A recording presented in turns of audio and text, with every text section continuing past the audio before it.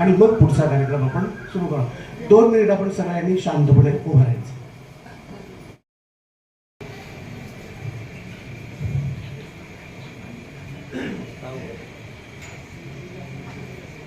बालपणीचा काळ सुखाचा या प्रांगणामध्ये 48 विश्वाचे आदर्श राजे शिवछत्रपतींना वंदन करून आपण आजच्या कार्यक्रमाला सुरुवात करत आहोत. समाधानी असं जीवन जगतो. त्यांचे कष्ट, त्यांचं धैर्य, त्यांची शिस्तबद्धता आपण सगळ्यांनी पाहिलेली आहे. त्यांना पहिल्यांदा आपण अभिवादन. गुणवंत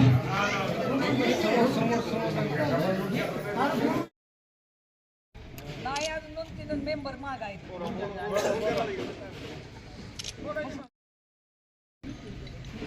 कोण राहिले?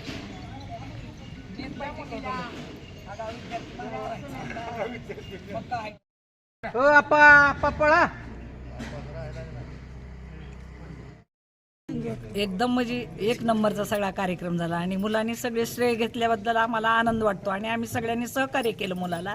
त्याच्यामुळं मुलं पण आनंदी आहेत आणि सगळ्यांनी सहकार्य केल्याबद्दल आम्ही पण सगळ्याचे आभारी आहोत. शाळेत आलात 48 वर्षानंतर. जुने मैत्री किती वर्षानंतर आम्ही शाळेत 48 वर्षानंतर आमच्या हायस्कूलमध्ये आलो. आल्यानंतर आम्हाला म्हणजे असं आम्ही वयोवृद्ध आहे असं वाटलंच नाही. आम्ही लहानपणातच सामील झालोय. अगदी आम्ही 25च्या आतलेच आहेत असं आमच्या मनाला वाटलं आणि तो आनंद आम्ही इतका सर्वांनी घेतला की ते सांगण्यात म्हणजे शब्दात सांगणं हे आहे असं. हां, म्हणून ते सगळीच एकदम आनंदी आणि सगळी आले पण सगळे सारखे असे मुलं. पुढचा प्रश्न.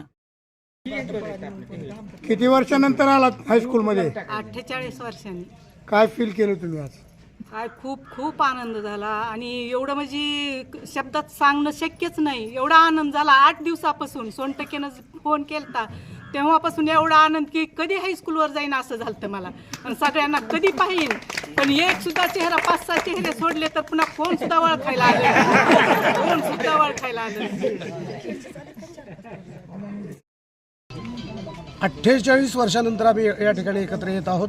हे सगळं स्वप्नवत आहे. आनंदाचे डोही आनंद तरंग हा अनुभव घेतला आणि याचसाठी केला होता अट्टहास. शेवटचा दिन सुख आनंदी जावा, पण हा शेवटचा दिवस नाही आहे तर नव्या पर्वाला सुरुवात झाली असं आम्ही मानतो. आमचे सगळे मित्र सुदृढ आहेत. कुणीही आमच्यापैकी वाया गेला या सत्रातला एकही विद्यार्थी नाही. सगळेजण सक्षम आहेत, तृप्त आहेत. त्यांचे संसार, त्यांची मुलं बाळं, त्यांची घरं सगळी व्यवस्थित चाललेली आहेत.